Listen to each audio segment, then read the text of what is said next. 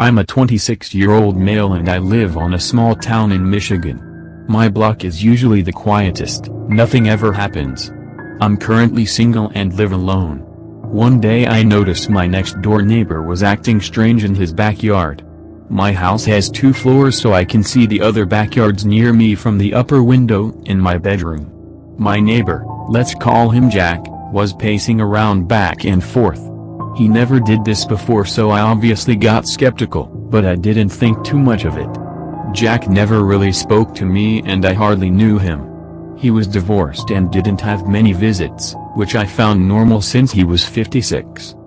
However, everything changed the day afterwards. I just arrived home after spending all day at football practice, since it was Sunday. It was around 5 o'clock. I was going to the kitchen to make some coffee when I saw him. It was Jack. He was in my backyard. What the fuck, I thought to myself. What the fuck was he doing in my backyard? I had my lights turned off, so luckily, I don't think he noticed me.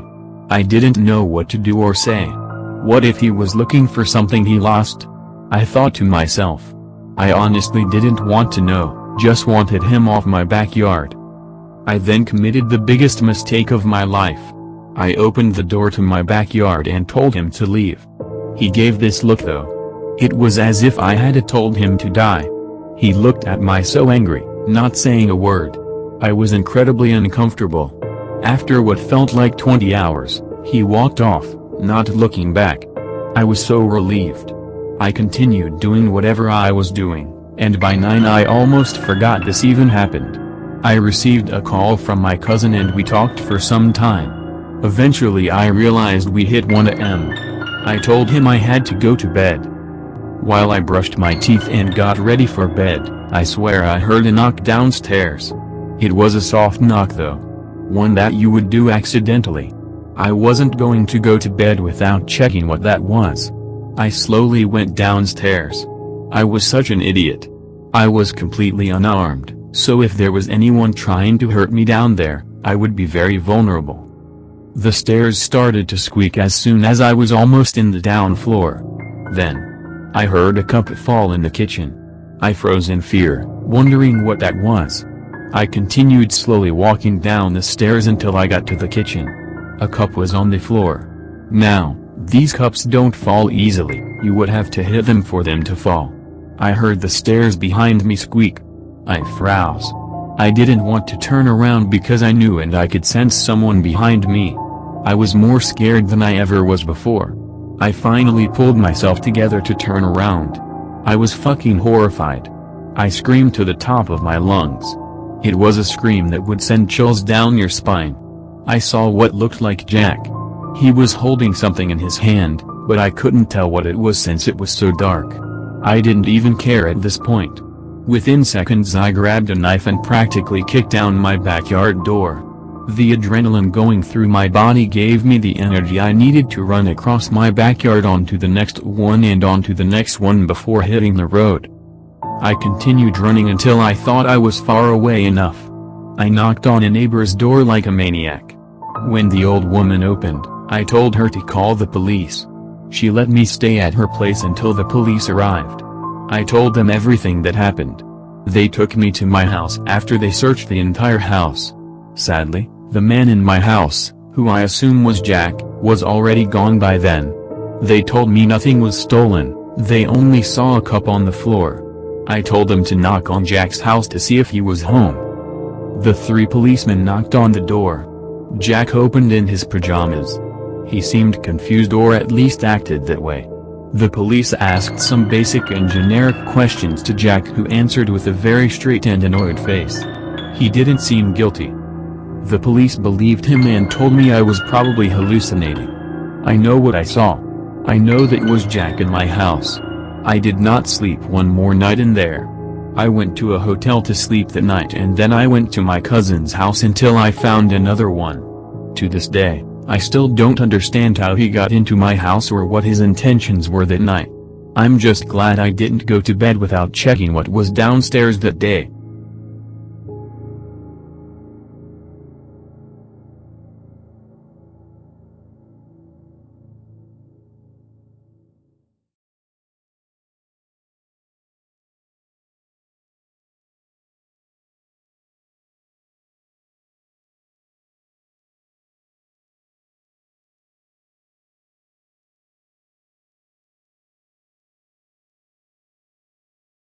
This story is told from the point of view of a 23-year-old female. I was with my friend Emily one night. We had just been to a party, so we got on the car to go back home. We live around 4 blocks away from each other. Since we always drive in my car, I normally let her off at her house and then go to mine. The party was at one of our friend's house. He lived pretty far away, so it took us around 1 hour on car to get there. Anyways, the party was normal. Pretty much what you would expect. Me and Emily had a few drinks. We didn't drink much since we didn't want to get drunk, and I had to drive back home, so I needed to be in a good state. By the time we had to leave, my friend Emily was pretty drunk. I was surprisingly still sober despite drinking an entire bottle. We were driving back while talking, until I saw that we were low on fuel. We needed to stop at a gas station to refuel. I searched for nearby gas stations on Google Maps. I was surprised to know there was one just 3 minutes away. My friend Emily was so drunk she could barely speak properly at this point, so I didn't bother responding to most of the nonsense she was telling me. After a few minutes we were at some dead-empty zone. There was nothing but a gas station. Not a car, not a soul. I wouldn't have parked there if I didn't see the lights on at the gas station. It was really late, around 3 a.m. I tried to be as fast as I could. Emily got off the car first. Then, I got off the car and walked up to the gas station. I was starving, so I wanted to get some snacks too, since we were at least 40 minutes away from my house. Emily stayed behind in the car, sort of protecting it just in case some homeless tried to steal it. I entered the gas station and had this weird feeling. It was warm and cozy, but there was no one inside.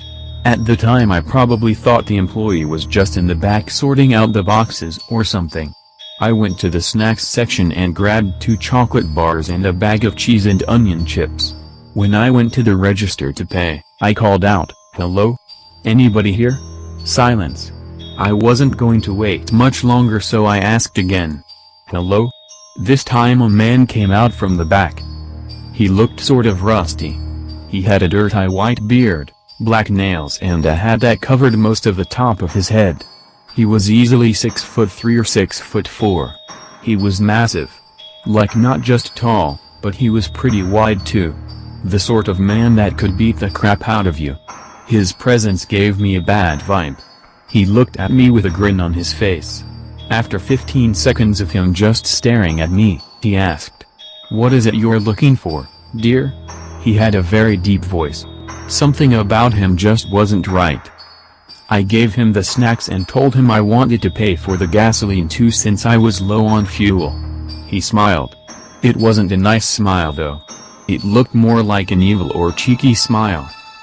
I was immediately grossed out when he put out his hand. He asked for my credit card. I wasn't about to give some weirdo my credit card, so I said I can only pay with cash. He didn't respond, he just stayed still as if I hadn't said anything.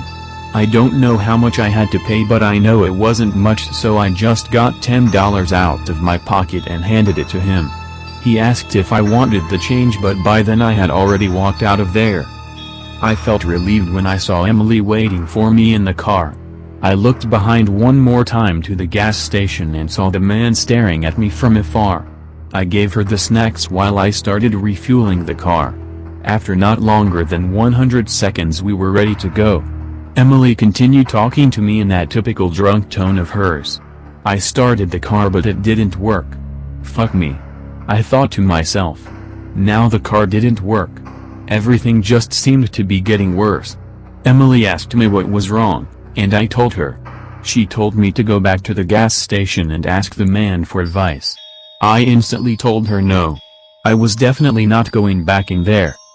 I tried to start the car 20 more times, but it didn't work. Fuck. This time I said it aloud. We were stuck in the middle of the fucking nowhere.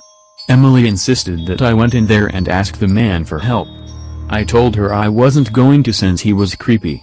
Emily gave me this, "Are you dumb?" stare. I know I was probably being a bit of a paranoid, but that man gave me a really bad vibe. It's hard to describe, you would need to be in my situation to understand. Emily got off the car. I asked her where she was going. She said that if I didn't want to ask for help, she'll do it herself. I told her to get back in the car but she wouldn't listen. She just ignored me and walked to the gas station. We had parked around 100 yards away from the station, so it took her like a minute to get there. I just shook my head and got back in the car. I opened the bag of crisps and started eating some of them. I could see Emily through the glass doors of the gas station. She was far away so I couldn't really see her face but she looked confused. She kept turning around every few seconds. After 2 minutes I got bored of waiting so I got on my phone and started texting my friends about the incident. Most of them were asleep already except for Ryan, the one who organized the party. He texted me relatively quickly. He asked if he should come pick us up. It was already late so I told him it wasn't necessary. Suddenly, I froze in fear. Despite being 100 years away I could hear the horrifying scream of Emily.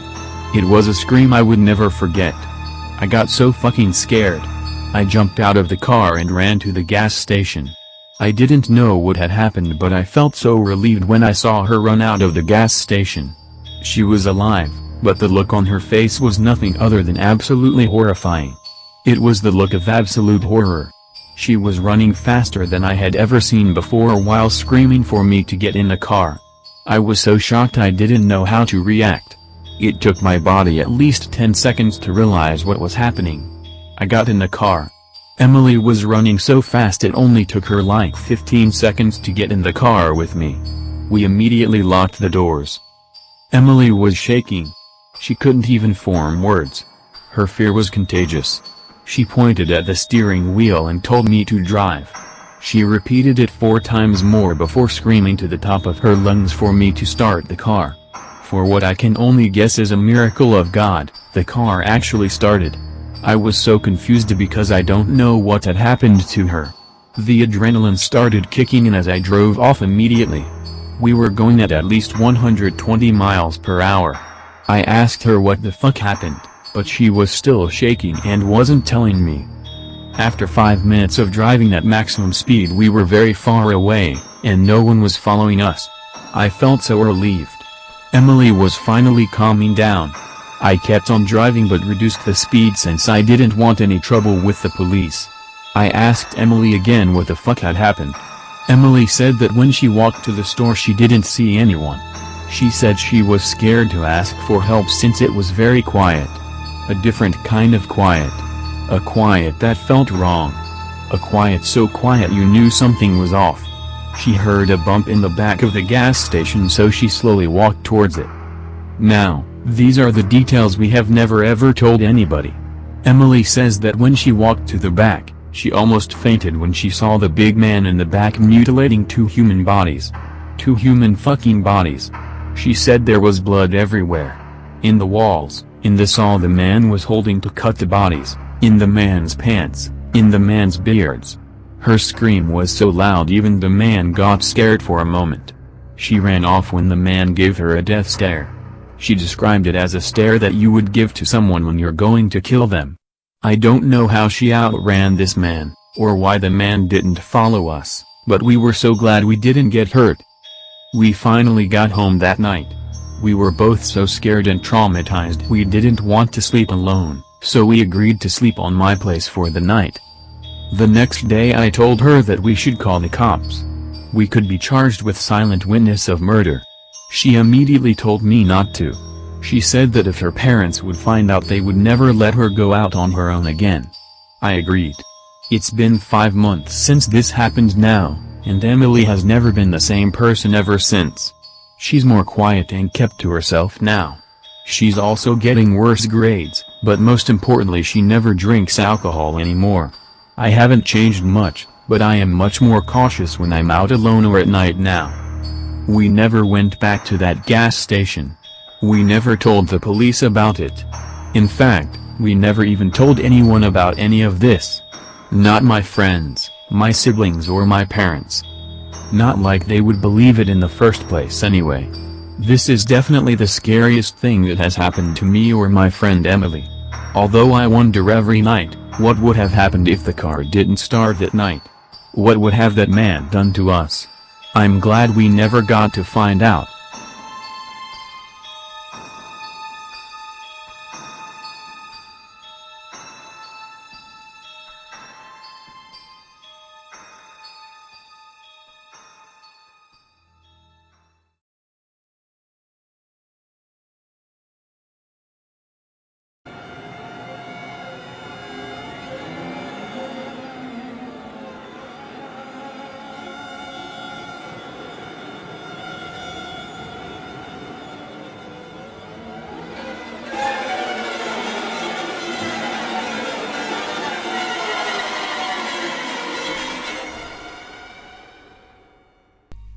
I was on a long holiday touring in France with my parents and younger brother George. I was about 13 at the time. We had decided to stay outside Paris where we could experience a real small French town that year. The town was really well located near the Charles de Gaulle airport and just 30 minutes on the train to Paris, but it really wasn't anything special. It was actually quite dull, even ghostly quiet and boring, and anything that looked remotely interesting seemed to be basically always closed. It was definitely not what my dad had sold me. After a few days of doing nothing but tedious walks to see more of the same French houses and supermarkets, I was quite fed up, so my parents decided to take me to Euro Disney. Not inside the park or anything major, just to have a look around the themed hotels and Disney stores. I was feeling low energy and really didn't want to go, but my mum pushed me as always, so I tagged along. I couldn't believe it, but she let my brother stay in the apartment with his video games. I was so jealous, but I guess she just needed a break from him. So that day it was just me and my parents. They spent half the time complaining about the prices in the restaurant. To be honest, I quite liked the rainforest theme and wasn't really very interested in how much it cost. We found a small video arcade game and we played a few. There wasn't much to choose from, but it was okay. I guess I liked it more than they really let me enjoy it. It started to get dark and my mum all of a sudden seemed to remember that George was home alone.